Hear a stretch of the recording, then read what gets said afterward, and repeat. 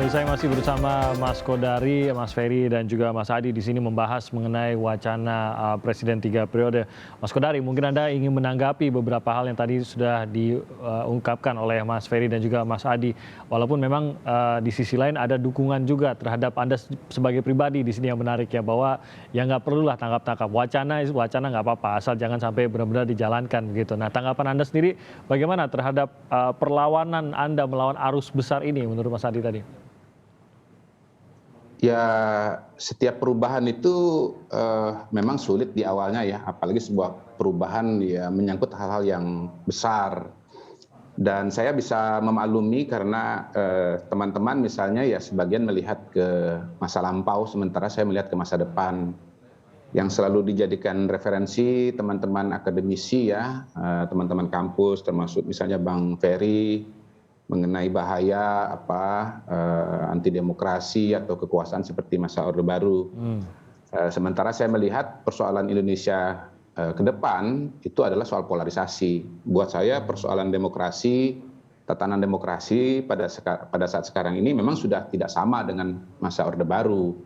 Karena ya seperti saya katakan bahwa ya partainya majemuk, kemudian penyelenggara pemilunya independen, kekuasaan dari pusat sudah terdistribusi ke daerah dan seterusnya, katakanlah begitu. Dan soal masa jabatan ini kan sebetulnya tidak tanpa batasan seperti Orde Baru, tetapi katakanlah 3 periode begitu. Jadi tetap ada batasan dari 2 menjadi 3. Jadi itu jawaban saya yang pertama. Yang kedua, tidak kompatibel di mana Amerika Serikat dengan Indonesia.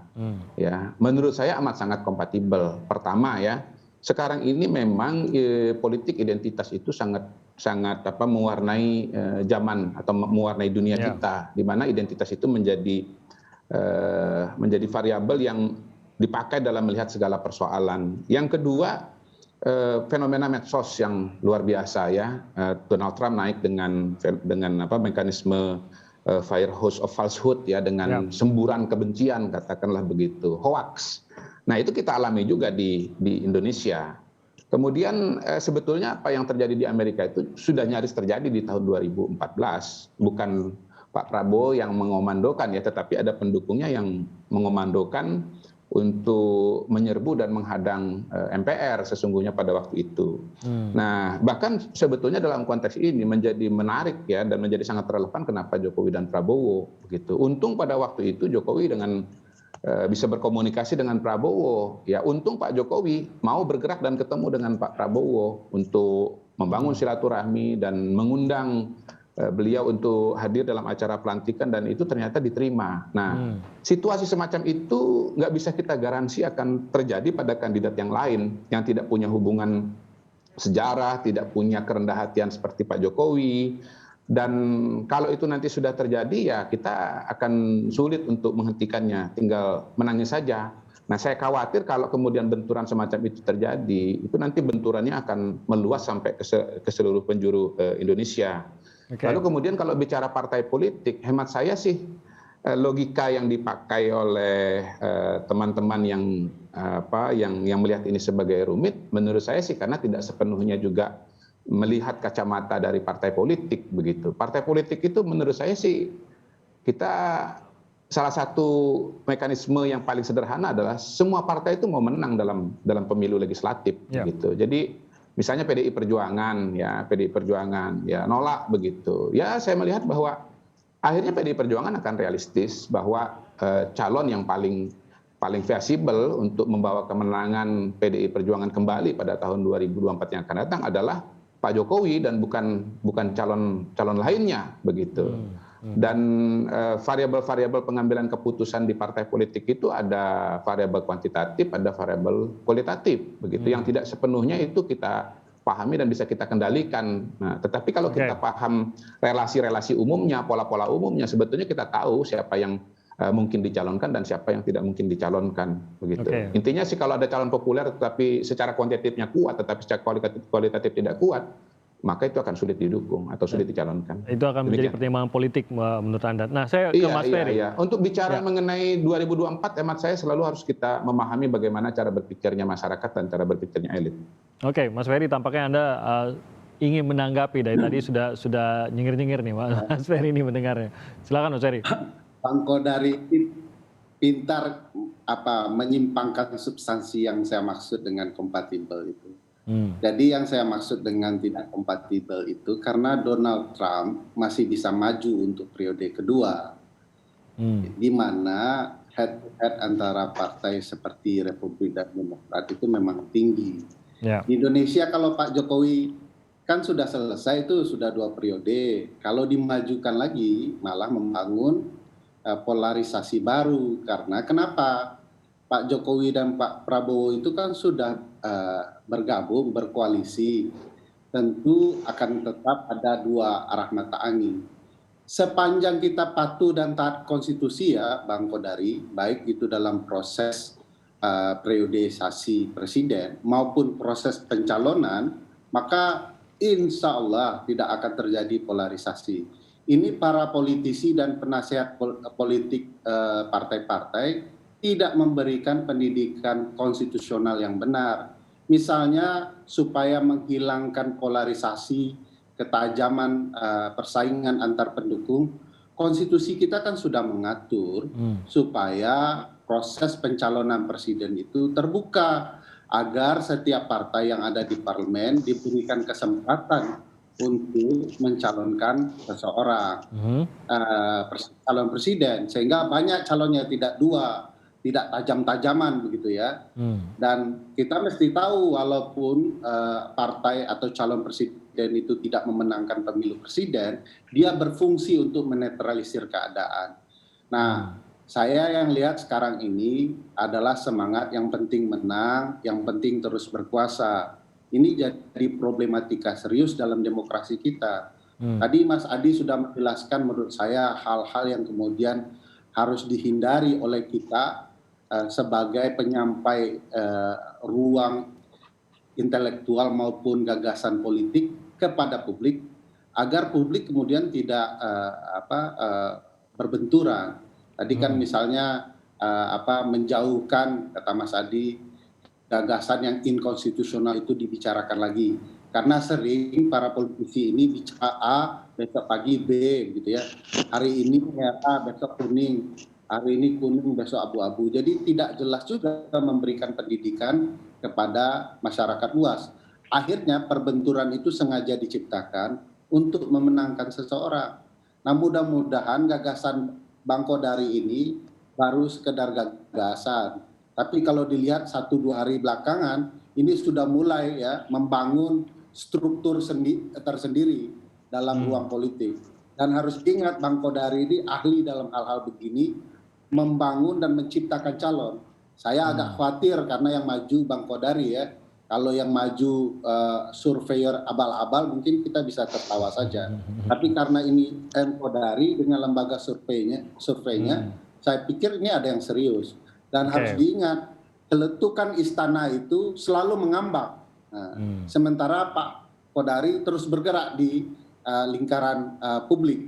Nah ini kan menurut saya ada mata rantai yang terhubung. Jangan-jangan memang ini permintaan istana dan permintaan Pak Jokowi. Saya agak khawatir dengan kalau ada keinginan Pak Presiden untuk memang maju ketiga kali dengan menggunakan berbagai dalih. Jadi kalau bisa dibilang begini, dari jawaban Pak Jokowi, kalau tadi ya Mas Ferry Anda menyebut ini terlalu aman begitu ya, benar-benar mengikuti undang-undang yang berlaku. Itu pun kan sebenarnya tidak salah juga jawaban tersebut. Hanya saja kita seperti menginginkan lebih, ingin ketegasan yang sebenarnya kita juga tidak ada hak untuk memintanya. Dalam arti Presiden sudah menegaskan mengikuti undang-undang, tapi kita mau ada kata-kata tertentu yang ada di dalam pernyataan Presiden tersebut. Tidakkah itu juga selangkah yang terlalu jauh? Oh iya, seorang presiden harus tegas di titik taat kepada konstitusi. Menggunakan bahasa ambigu, abu-abu, bersayap itu tidak dibenarkan kalau sudah berhadapan dengan konstitusi. Bahasa yang mengatakan bahwa saya akan mengikuti kehendak undang-undang dasar itu sama saja menimbulkan 2 makna. Jika undang-undang dasar berubah, maka dia akan lanjut. Maka demi melindungi gagasan konstitusional, dia harus menyatakan dengan tegas. Harus diingat Mas Timothy, yang berpikir futuristik itu bukan hanya Muhammad Qodari saja. Ibu bapak bangsa kita juga futuristik. Oleh karena itu bangsa ini ada para pelaku perubahan Undang-Undang Dasar juga futuristik dengan pasal 7-nya agar mereka sadar betul kalau lebih dari 2 periode akan membangun friksi, akan membangun otoritarianisme, akan membangun kerusakan bagi demokrasi kita. Jadi futuristik. Malah saya berpikir Bang Qodari sedang mundur. Percaya bahwa Satria Peninggit itu cuma satu-satunya Jokowi dan Prabowo bergabung. Padahal banyak sekali anak-anak bangsa ini yang pintar-pintar. Kenapa tidak M. Qodari saja maju gitu ya? Ada orang sepintar Mas Adi. Banyak calon-calon yang kemudian menurut saya potensial untuk menjadi calon presiden di Republik ini.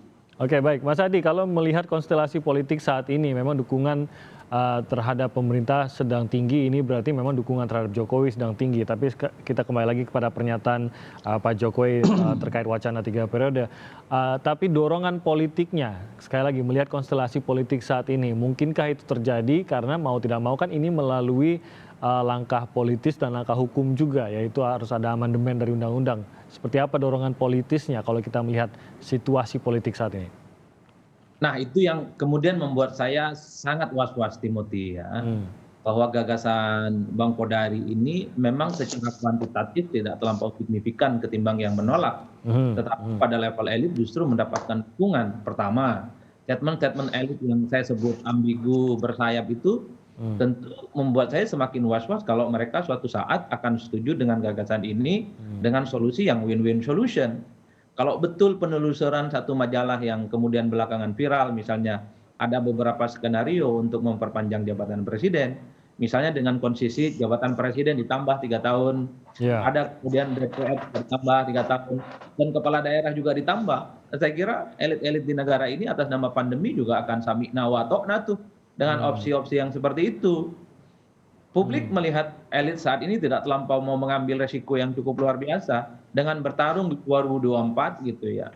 Capresnya kalah, pileknya babak belur, dan pilkadanya juga tidak ada bayangan akan menang. Tentu tawaran dengan penambahan jabatan presiden, entah itu 2 periode gitu ya, ataupun 3 tahun tambahannya yang diberikan kepada DPR, yang diberikan kepala daerah, bukan hal mustahil, ini akan bergayung bersambut. Di tengah misalnya inkonsistensi sikap politik elit saat ini. Dulu saya mengikuti betul tentang pembahasan revisi Undang-Undang Pemilu. Banyak juga itu partai-partai politik pemerintah yang awalnya agak keras, vokal, menolak. Tapi lama-kelamaan mereka juga masuk angin, setuju. Tentu ada alasan yang kemudian tidak bisa dicerna dengan logika yang sederhana seperti kita yang melihat dari jauh. Ada konsesi politik yang membuat partai politik ini nyaman. Itu yang kemudian saya tangkap dari statementnya Bang Qodari. Bahwa soal 2024 ini bukan hanya logika publik loh, ada logika elit. Nah, itu yang gagal ditangkap oleh masyarakat tadi. Elit mau simpel-simpel aja, kayaknya 2024 nguntungin banyak, ya itulah yang kemudian akan diikuti ya. Terlepas dari itu sebenarnya Timothy, persoalan 2 periode ini, 3 periode maksud saya adalah menjadi ujian dari satu komitmen politik berbangsa dan bernegara kita. Kalau memang 2 periode ini dianggap tidak betul, ditambah 3 periode nggak ada persoalan, kan begitu perdebatannya. Tapi bagi saya argumen yang disampaikan itu memang sangat tendensius dan sangat berpotensi hanya murni soal kekuasaan politik, tapi tidak bicara tentang substansi memperbaiki sistem politik secara umum. Kalau misalnya gagasan tentang amandemen, satu, ingin memperbaiki kualitas demokrasi, ingin memperbaiki sistem politik, nama itu di-keep dulu mestinya. Tidak muncul nama duluan, kemudian dibuka pintu masuknya dengan amandemen. Kan begitu yang terjadi. Bang Qodari ini memunculkan nama dulu, baru kemudian pintu masuknya itu adalah amandemen. Saya membayangkan soal amandemen ini tentu melampaui batas-batas personal, melampaui batas-batas individu ya, bahwa amandemen bisa kita lakukan kapanpun, tapi dengan catatan bahwa kualitas demokrasi, kualitas pemerintahan yang jauh lebih baik itu yang harus dilakukan.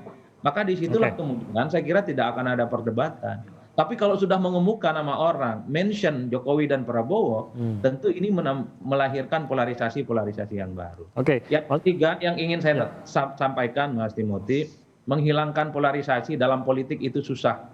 Paling mungkin bisa dikendalikan, terutama isu-isu politik yang dimainkan ya. Karena partai-partai di negara ini adalah wujud nyata dari polarisasi agama, sosial masyarakat yang ada di bawah.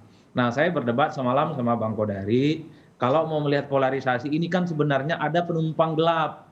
Waktu Pilpres 2019, mereka nggak berpartai, ngaku imam besar, punya jamaah yang disebut dengan kadrun, dan ini kemudian jadi corong pemenangan pemilu. Nah, kalau sekarang kan sudah terpola, partai-partai saya kira sudah mulai insaf ya dalam tanda kutip, tidak menganjurkan fitnah hoax lain-lain. Maka kemudian mereka yang menjadi penumpang gelap waktu Pilpres 2019 lalu, ya itu saja yang kemudian harus diadili dan harus dieksekusi. Jangan sampai gitu ya, hanya kita ingin menangkap tikus tapi lumbungnya yang dibakar. Gitu ya. Saya sih begitu saja sih melihatnya. Baik, Mas Adi. Terakhir dari Mas Kodari, lalu kalau begitu, kalau Jokpro tidak bisa melakukan banyak karena toh memang undang-undangnya itu tegas dan jelas begitu. Langkahnya apa dong Jokpro ini untuk bisa mendukung wacana mereka ini, yaitu Jokowi Prabowo 2024? Ya, memang saya percaya bahwa partai politik ya dan politisi ya dan lembaga keterwakilan seperti DPD, DPR dan MPR itu kan mendengarkan suara rakyat. Karena itu saya bergeraknya pada wilayah rakyat. Selama ini kan saya jalan sendiri, lalu kemudian dalam satu kesempatan, satu acara saya kemudian membagikan nomor WA saya, ternyata kan responnya itu banyak begitu. Di situ saya merasa bahwa terbukti mimpi saya tidak sendiri dan akhirnya disambut oleh elemen-elemen yang ya kemudian melahirkan Jokpro ini, dan kami ingin bekerja pada level yang seluas-luasnya. Jadi mengajak dan mengundang para aktivis yang punya pikiran yang sama di seluruh penjuru Indonesia, dan kami akan terus bergerak. Itu yang pertama. Yang kedua, saya melihat semua kebijakan publik ya, baik yang sangat teknis maupun yang lebih katakanlah lebih kompleks, sesungguhnya merupakan pertarungan wacana begitu. Jadi sebuah ruang kemungkinan, mau itu namanya Undang-Undang Cipta Kerja, Undang-Undang KUHP, ya Undang-Undang KPK begitu. Bahkan Undang-Undang KUHP itu mau direvisi 50 tahun itu juga nggak berhasil gitu, karena memang muatan ideologi dan perbedaannya itu luar biasa begitu. Jadi saya melihatnya ya Undang-Undang Dasar ya bagian dari proses itu begitu, dan ini kita sedang menjalankannya ya, pertarungan wacana, ruang kemungkinan. Saya menyampaikan argumentasi saya, Bang Ferry, Mas Adi menyampaikan argumentasinya. Kita kembalikan kepada publik nanti argumentasi siapa yang akan lebih muncul dan diterima begitu. Terakhir barangkali menanggapi Mas Adi soal penumpang gelap tadi. Nah, ini yang saya maksudkan.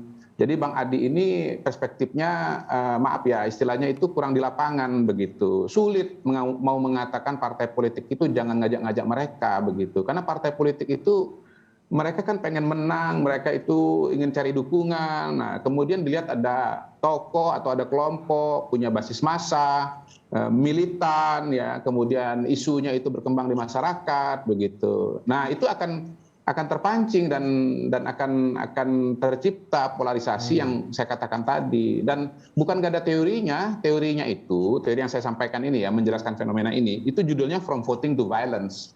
Ada bukunya itu.